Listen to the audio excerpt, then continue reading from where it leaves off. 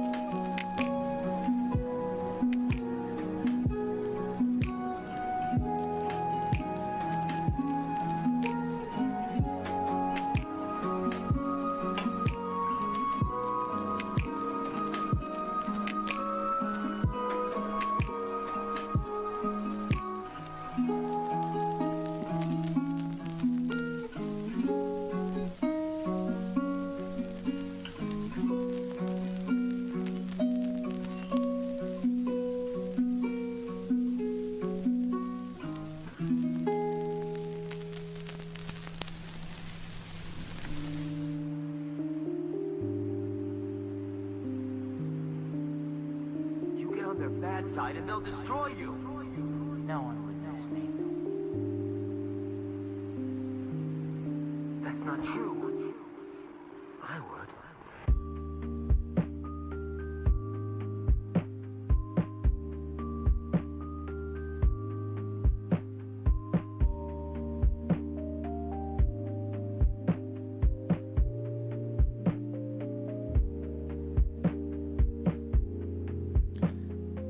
Oh, whoopsie. I just flat out paused that thing. Alrighty, fam. Okay, let's see. Oh, I don't have you Oh. on. Oh, there you are. Hello. Hello, my friend. How are you? I had to unmute myself on like 3 different things, but I'm doing good, man. Hello, How my about good yourself? sir. I'm good. Good day to you, my friend.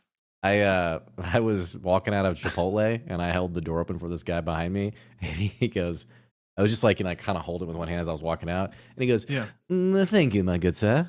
And he like leaned forward. I was like, okay, I love that. this guy's confident. I'm all about it. You know what? I'm going to go ahead and just throw us on a complete sidetrack now. I, for the longest time, have been a D1 Chipotle hater. Not because I disliked it, but just because everyone else, especially like 4 or 5 years ago, I felt like everyone was like Let's just say praying some. at the altar of Chipotle. Let's say some names. Nate. We're talking Yeah. about Nate. Our Nate. buddy But not Nate. just him. I feel Yeah. like it was a whole like cultural movement for a Yeah. while. But anyway, I've kind of come around now. And now that I'm saying this, I feel like we maybe had this conversation already. So y'all forgive me if so. But if Did you've we? heard this rant, I don't know, maybe not. But I've come around because, again, never disliked it. I think the food's good enough, relatively healthy. You can get, something, not too bad there. And it's cheap compared to like you can get like McDonald's for the same price as Chipotle. And so like I'm gonna go Chipotle. You know what I mean? I mean, that last McDonald's wasn't a good example because of that crazy deal they have, but you know what I mean. That was exactly what I was gonna say, actually. We're so in sync. Yeah. It actually is. We just went there. Here's what I'll say. Not like a D1 hater, but I'd be on like the mid train of like, okay, yeah, Chipotle. We had some on the way back from our Halloween vacation, and that's right, we do that. And I was deeply satisfied by my burrito. It was extremely good. It's a massive amount of food too, by the way. Yeah. And my burrito was like $11 too. Yeah. That's what I'm saying, dude. Yeah. Now, Mickey D's though, that $5 meal deal, True. I'm all about. I should have picked like any other fast food joint. Yes. Like if you're not specifically getting that deal, like you're spending $12 to $15 on fast food, I feel like. Oh, if you go to, this is why I don't go to Taco Bell anymore, because it's like Yeah. $16, $17, and I'm like, It's crazy. What happened to you guys? Yeah. It's just wild. It's weird. I've said this before on our show, but it's weird that like back in the day, you had fast food or like a local place, and you just always knew the local place was more expensive. And now fast food prices are so high that sometimes like local places are either the same price or cheaper, which is really weird for like actual like fresh food, I guess. But, yeah. Thanks, anyway. Obama. Yeah, thanks, Obama. Bringing that one back out of the vault. Yeah. But so all that to say is that I've been going to Chipotle quite frequently these days for that. Also because like there's literally one I can walk to from my house. So that's also nice. Is there? The one on Dixon. Oh, okay. Okay. Yes, I haven't been to that one. I actually didn't know there was one over there. Yeah. Is it a new? It's near where that train station bank used to be. Oh, yeah, totally. I do. Yeah, It's that like was right next to that. Yeah, totally. I'm with you. I do know what you're talking about now. Yeah. Anyways, yeah, sorry to skew us off track there, but yeah. This is what you're here for, right? Yeah. Yeah. For our listeners and people on the live stream, thank you for joining us today on our show. This is our weekly wrap up where we kind of just shoot the breeze for half an hour, see what rises to the top, talk about the things we didn't really necessarily get to chat about in our weekly program schedule. And so thus here we are. First things first, did you watch CR last night? The first half, which is my move these days, apparently. Yeah. What about you? I did. I watched through the first half and a little bit of the second half. And then I was wiped. It was a 5.5 hour episode. So yeah, that's why I knew there was no way I was going to make it. And even though like the end of the first half was leading into something pretty like a battle, I'll say, I just was like, I'm going to go ahead and just tap out here because I know I can't make it another 2.5 hours or whatever it was. So we talked about this on our deep dive discussion for Critical Role, but now that we've seen another episode for Vox Machina, how does it feel as Yeah. your OG campaign? Seeing, It feels good, man. It's weird. And all of them sitting in their campaign 1 positionings was also a nice little hmm nostalgia hit. hmm The only thing I need, is I know Liam's at the table, but the only thing I need is Vax. mm, I need that moment, you know? hmm His ultimate fate aside, yeah. you know, but I just need that moment of him playing that character again, and that will fully complete the nostalgia bomb, but it's nice, man. It's really fun. I know Grog had the he said something like I'm going to rage or something, and I was like, we were so close. We were so close to I'd like to rage, but anyway. It's fun though. It's fun seeing these characters which I've said this several times, but I watched like through the Clarota arc in C1, Yeah. and it's definitely even for me like a little bit of a nostalgia hit, like seeing these people and also having watched Legend of Vox Machina, it's kind of cool to see these people back Yeah, on for the sure. live show, I There are guess. definitely lots of, like, little moments that brought me back, like Laura forgetting Hunter's Mark and a classic Scanlan inspiration parody ballad, which, again, I only saw the first half, so I'm hoping I might get a couple more of those in the second half, but, I think he did, I'm blanking on the name, but that's a Sabrina Carpenter song, so that was fun. I had, like, forgotten that that was even a thing in Yeah. C1, so that brought me back. We had Laura Bailey with, I can't remember what the detail was, but trying to squeeze out just a little bit extra from a decision from Matt. And he was like, Yeah, there's Vexalia. classic, yeah. So anyway, it's kind of, I mean, it's fun. It's fun when you realize the scope of these people having played D&D online for 10 years now. And yeah, Um, insane. yeah. And by the way, the ads keep getting better on, Yeah. on the, I don't know if you ever watch all of those, but they're just, the most recent one they've put together is, like we're just getting started and like everyone keeps like jumping in with like a different Yeah. variation. Yeah. But anyway, so, I don't want to retread old ground or beat this horse to death, but one of the things we talked about in our deep dive is this possibly being the end of campaign 3. I Mm. didn't finish the second half, so I don't know if last night's episode ended the Vox Machina storyline, but presumably if we get one more, we might get the same approach to Mighty Nine if it's 1 Yeah. to 2 episodes. So that would put us at 3 more episodes. And then however much Bell's Hells, which could be maybe up to 5 episodes if we include like a little epilogue, assuming it ends with the cage on Ruidus, which maybe it Right, doesn't. right. Um, it's kind of a weird feeling thinking about this campaign possibly being over in the next 2 months. Yeah.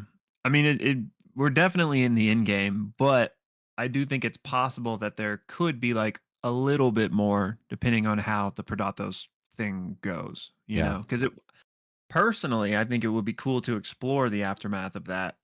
Like, if the gods do flee and stuff, like, I mean, you could be like, yeah, we defeated Ludinus and Predatos, but there's still like a lot of interesting stuff to explore there. But Yeah. so like maybe they will do that, or maybe they'll be like, that's the end of campaign 3. We'll see what happened to the world in campaign 4. So either way, I think we are in the end game, but I think it could be like 20 plus episodes if they wanted to, Mhm. or we could be like 10 from the end.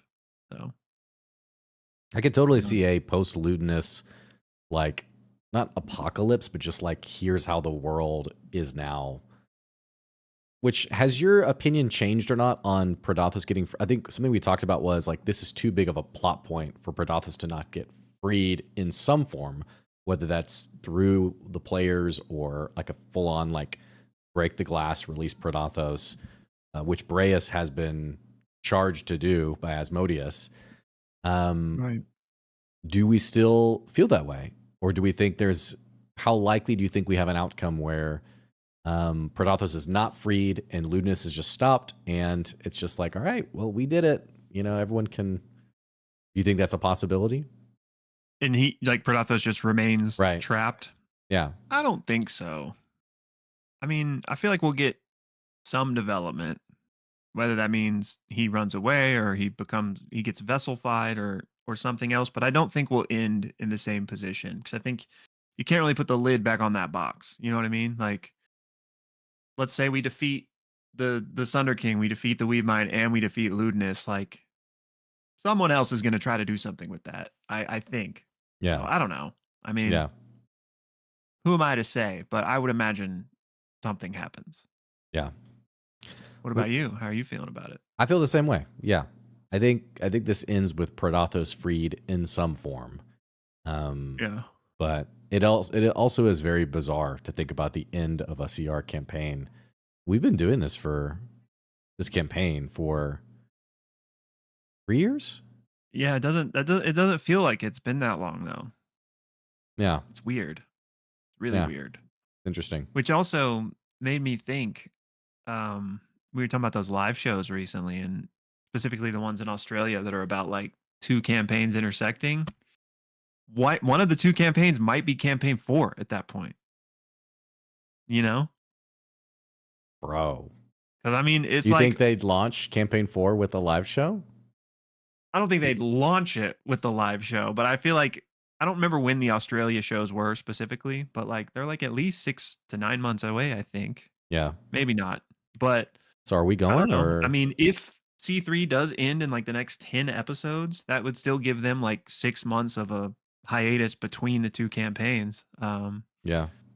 So I have unless C3 goes a lot longer than we expect, I feel like we'll get C4.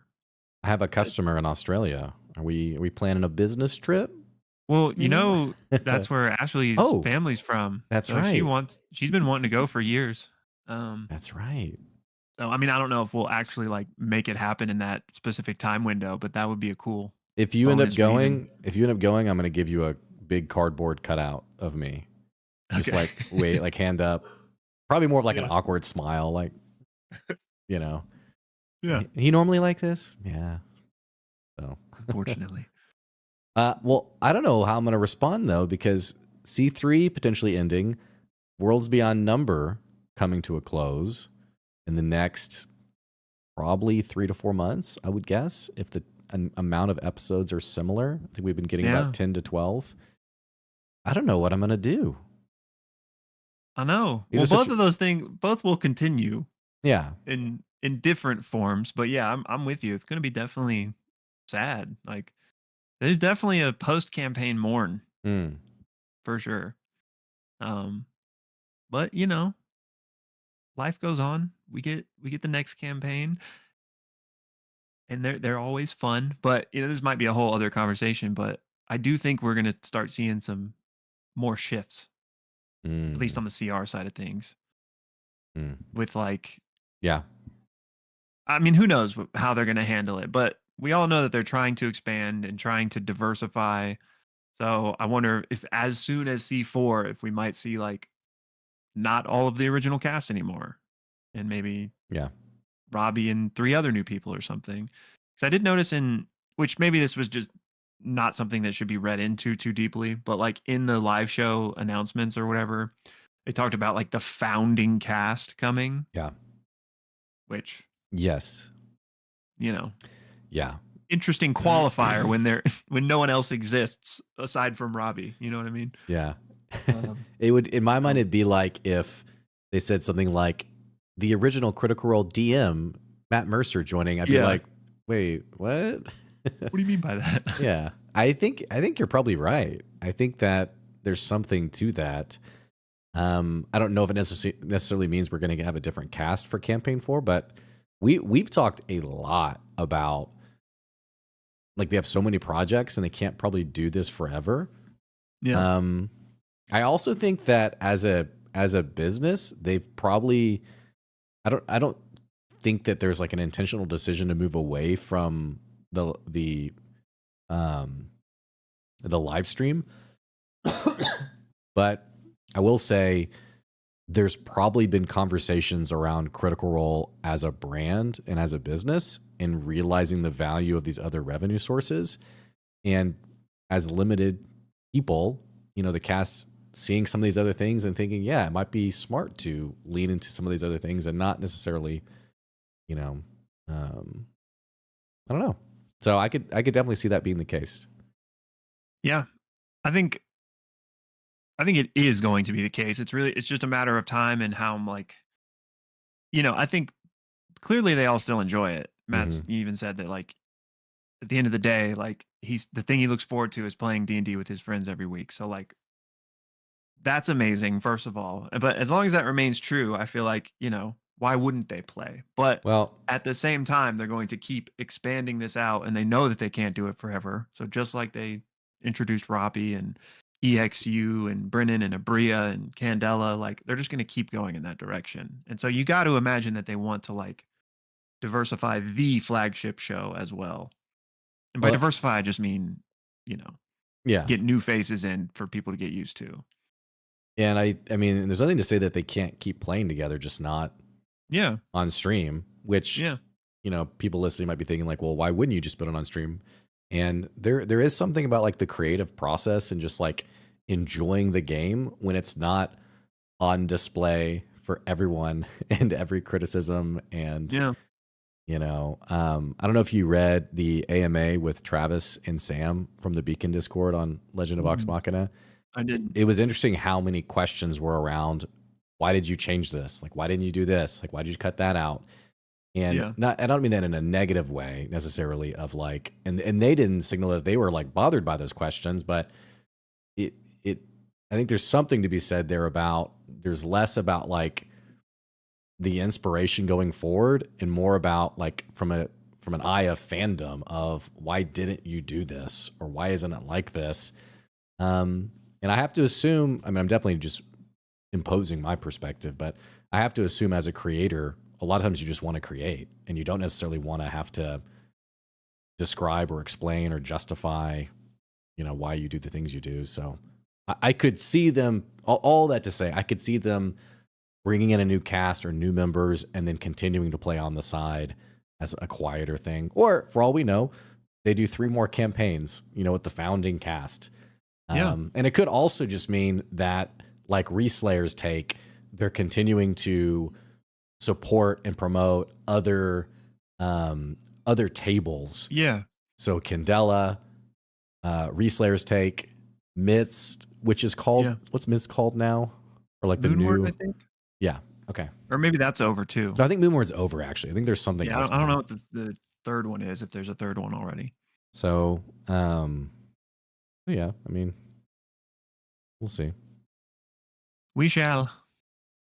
Well, moving on from that, have you listened to the latest Worlds Beyond? I haven't. Have you? I have not. I listened to it yet. I usually do on my Tuesday drive around, which it's like a random thing. I just drive a lot on Tuesdays. Yeah. But there was a lot going on Tuesday. Yes, Tuesday was a busy day. Yeah. Are you just throwing it out there? Are you going to listen to Abria's space adventure? Are you going to follow that, or are you going to take a little bit of a break? I'm definitely going to check it out. Mm-hmm. I mean, you and I haven't talked about this in terms of like if we were going to cover it the same way we did the Wizard, the Witch, and the Wild one, but at the very least, yes, I'm going to try it. I guess we'll see. Mm-hmm. I mean, what about you? You're just not interested? No, I'm pretty interested. I'm pretty keen to see like what they create. I really trust this team in Taylor Moore.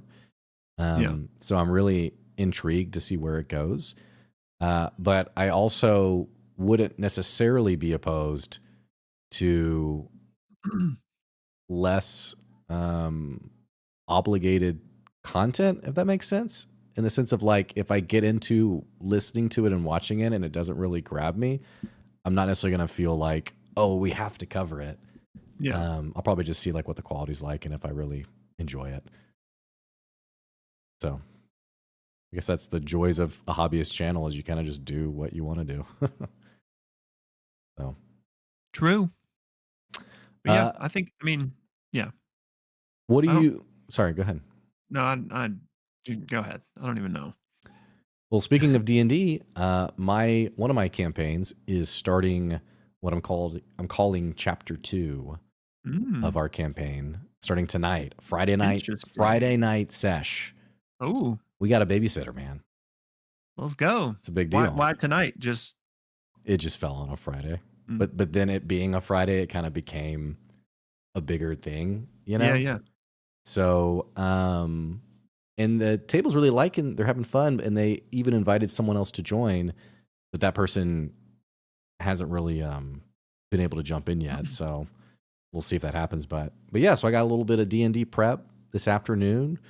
They're going to a new locale, so I gotta, the world building process where you spend hours creating all these details, and then the party never leaves like this one little section. Yeah, of course. So, Are you doing it at y'all's place? no, we're doing it at one of their houses. Mm. So, which is this, the longer running one or the shorter running one? this is the shorter running one. Okay. The longer running one just had a baby. Someone just had a baby like that's 2 right. weeks ago. So we're in a little bit of a break. So so you said it's the start of chapter 2. Like, why is that? They kind of had like a big climactic moment, and now we're moving to like the next thing. I tried to do my story points for D&D rather than it being like a continuous, like every session, like, yeah, we're continuing. I mean, that does happen, but I kind of tried to, I don't know if bottle's the right word, but based on how much we play, it all kind of breaks down into like 20 session chunks, I guess. And one reason I do that is because I think it helps the players categorize like what's happened into kind of more neat and tidy. Like that was this arc or that chapter. I call it chapters because I just think it's easier to process it that way. The other reason I do it is a little less sexy. I always tell people this is the end of this chapter because I want to give people an opportunity to quit if they want to. Just because I never want someone to feel like they have to, because D&D is a big commitment. And for you guys listening, you've probably experienced this yourself where it's a lot to try to get people to come back and play every week or every other week. So I try to create these kind of natural ending points where I then invite people in the group to either, if someone wants to run their own game, I'm okay with that. Which is always awkward if like one person's like, yeah, I'd like to, and then everyone's just like, no, let's keep playing, and you're like, all right. Oh, yeah. But also genuinely, in case someone's like, hey, this has been fun, but either life's busy or I'm not really enjoying it anymore. I always want to give someone the opportunity to have kind of a natural exit rather than an awkward, like, whatever happened to Chad? He just stopped coming. Yeah. And his character's still here. Like, what do we do? Yeah. So. I think that's a great idea. That makes a lot of sense. But fortunately, we have still all the same people joining tonight. So. Very nice. There you go, I guess. But. So, I mean, you don't need to like get into it, but like, what's the hook for this, like the start of the new chapter? Like, what's pushing them somewhere new? They are going to the capital of this empire, and basically the storyline as it's been sort of biased in their own mind of like, we hate the empire. I'm just calling it empire because it's the easiest way to describe it. Yeah. Actually realizing that like, hey, this is actually a pretty like functioning government, and for all its flaws, it does a lot of good things. And so I'm hoping to kind of create a little bit of a foil to what they've kind of seen it as. But more importantly, there are some things happening that I unfortunately can't say on stream because I know some people watch the stream. But you and I can talk off stream about there is a pretty interesting pushing forward story point, but I just can't talk about it in full detail. Yeah. Okay. So, okay. I like putting in little twists and like little things like that. Yeah, you got to make them question their conclusions that they've already drawn. If they're not crying by the end of the session because you've brutally like destroyed all hope, then what are you even doing? Then you failed. Yeah. Moving on from that, are you playing anything this week, or have you been playing anything? I haven't really. I did play a couple of games in October, like very short games for like October. The most recent one I started, but I haven't finished, is called Oxenfree 2. I don't know if you're familiar with Oxenfree. I haven't played it, but I know the game. Yeah. It's a very like, I guess it's point and click is kind of how you would describe, like there's not like gameplay really. Yeah, it's like the old school. Did you ever do like Day of the Tentacle or Sam and Max. Sam and Max Rule Mm. the World or something. I can't remember what it is. On the Road. I don't know what it is. Those are Mm. point and click adventures. Yeah. Curse of Monkey Island.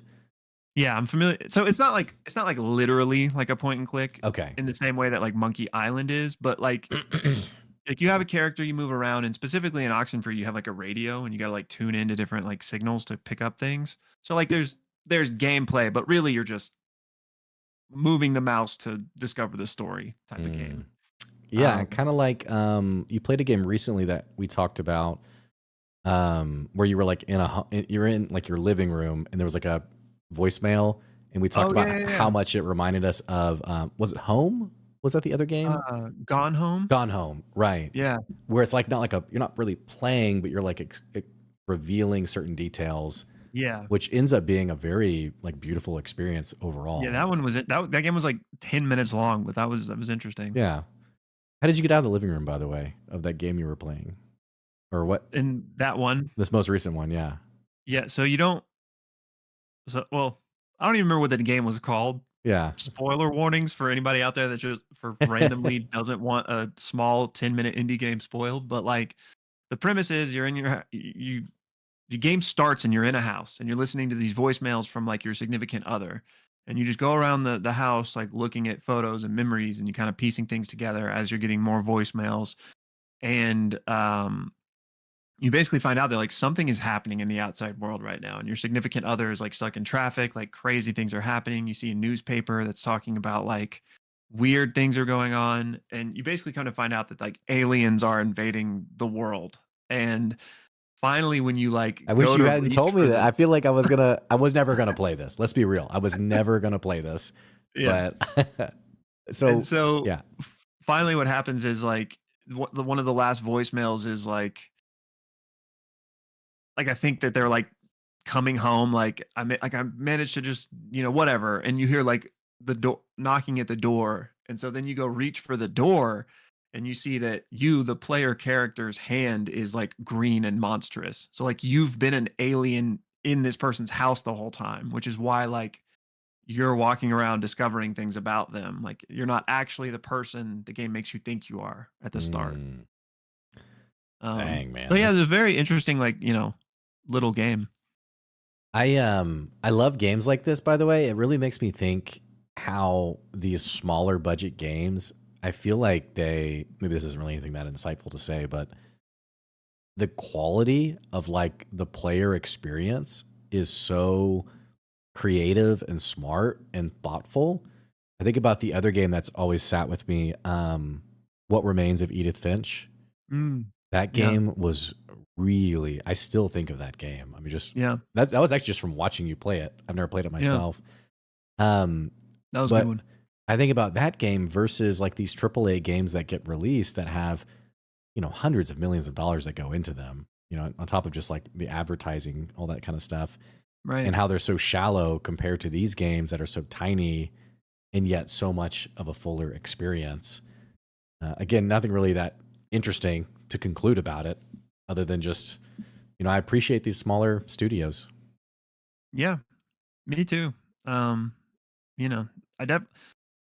There's obviously like I've spent thousands of hours in AAA games, and I feel like it's almost just a different experience. Like they can have good stories, but those are mostly more about like the gameplay. And then I think these smaller titles can really just hone in on like the narrative and like trying to make you evoke something in you. And those types are the ones that usually like stick with you.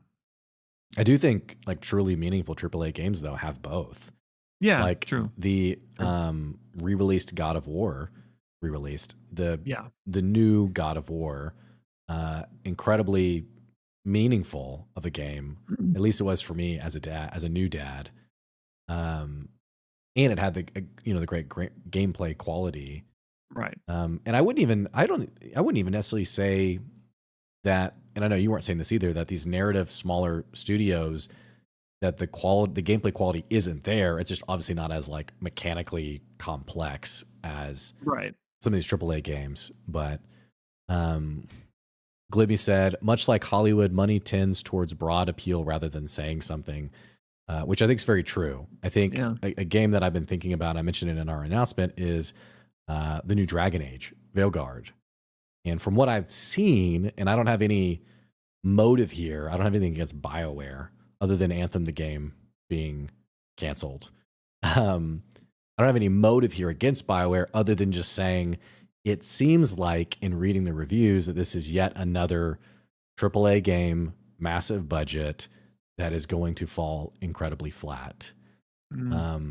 Despite the fact that the set pieces that were there in terms of like the lore of Dragon Age, seems like a lot should be there to set this up to be a truly transformational, incredible experience. And yet doesn't look like it's going to be that way. So That's a shame. I don't remember which Dragon Age I played. Maybe is Dragon Age like does it predate us as a franchise? no, Like, I don't think so. I think Okay. we played the original one, the Okay, first then Dragon I Age. loved the original one then. Yeah, that one was But I've never insane. played another one since then. Yeah, I think you might have played Dragon Age 2 also. If I did, then I didn't like beat it. Yeah, okay. The Yeah, one I played is the one I'm not. This is only going to help people that are intimately familiar with it. But like, there's a red-haired guy that's like a paladin, like type of good guy, tropey guy on your team, and then there's like a Morgan or Morgana. yeah. Morgan Which and one was that? Alistar, I think, was the redheaded guy. Yeah. That's who it was. Yeah. So was that the first one? Yeah. Uh-huh. Okay. Yeah, I Well, really liked that one. At least I think it was. Now that I'm saying it. Let's look this up. Have any of them been good since that one? Or have they all been kind of meh? Okay, yeah, Dragon Age and Morgan, yeah. So I played Dragon Age 2. I liked it. And then I think there was a Dragon Age 3 maybe, and I think it was pretty flat. And then I also excuse me. I also bought Dragon Age Inquisition, which I don't know where it was in the series, and that one was pretty bad. It was pretty flat. But I know with this one, with Veilguard, there was a lot riding on this one in the sense of when Anthem started struggling in development, they took much of that creative team and moved them to the Dragon Age release. Oh. And as it was described, it was because they realized that Anthem was failing and that Dragon Age had to be successful. It needed to be a mega hit.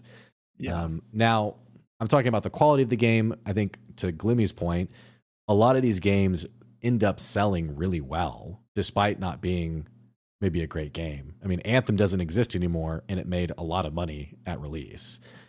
So these games tend to, despite their quality, sell well or relatively well. Question is, what does it mean for the studio long term? And, it's like Diablo. I mean, Diablo 4 sold incredibly well, insanely well, despite our feelings about it. Yeah. So, on that note, sort of, when is Path of Exile 2 coming out now? December 6th. Is that still the early access date? Yes. Okay. How much did we ever figure out like how much you gotta Let's see. pay to do early access? $30. Not too bad. We're gonna have a little go. late birthday Path of Exile celebration. I'm going to absolutely, yes. The thing is, I don't know what Joy's plan for my birthday, and so I'm in this weird place of like, I want her to be able to enjoy planning my birthday. Yeah. But also, Maybe you should just let her know though. Just give her a heads up. I feel like this other part of me is like, hey, I know you want to be creative, but I think I just want to play video games. So, What day of the week is that? Friday. The 6th. So, yeah, okay. It's a Friday. Okay. Yeah. So let me just double check that price because I don't know if that's true or not. Like, I'm just curious about it.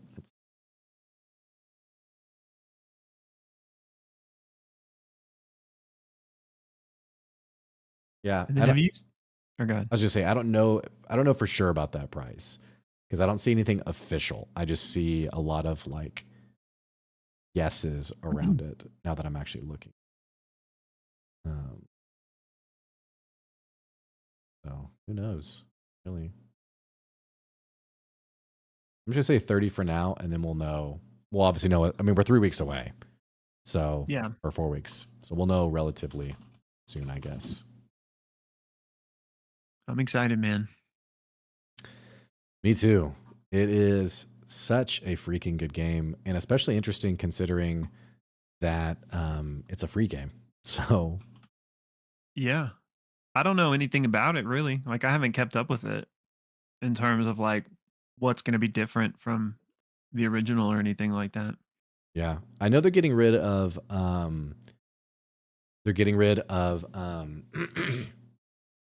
sockets, so you won't be socketing or linking. Assuming that hasn't changed, you won't be socketing or linking gear anymore. Instead, gems you pick up like have an affinity slot that you can put other supporting gems into. So now the item grind is instead of finding a 6 link, you're finding skill gems that have up to 5 affinity slots in it. And you just like hold those in your inventory? There's like a separate tab where like you're choosing, you're putting the skill gems into your gear. You still put in the skill gem, but then there's a separate tab with the skill gem itself and the supporting gems you're putting with it. Okay. So you got to find like a 6-slot cyclone gem. yes, right. Okay. Right. Interesting. And then I think they're changing flasks too. I think last I saw, like, there's not going to have like, which I don't know if you ever played during this time. I think probably you did. I think it was still like this even a long time ago, but you know, keyboarding your flask of just like, you know, piano keying it as you're playing, which is a lot like the Diablo 4 build that I'm playing right now. Is you're just constantly like hammering your, you know, 5 buttons.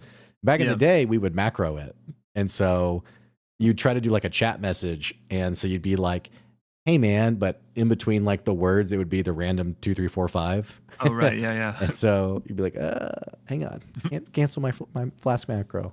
So anyway, I'll have to do like a deep dive at some point and see like what's actually different about it. But yeah. And are you still doing a D&D deep dive, or is that next week? I will. That'll be next week. Yeah. I don't know what day yet, but yeah. So, all right. Well, I think that's going to wrap it up for us today. We're about 40 minutes past the hour. So, as always, join the Discord. We'll have more content coming this next week, and we appreciate you all. Yeah. Thanks for hanging out with us, y'all. I hope you guys have a great weekend, and we'll be seeing you soon.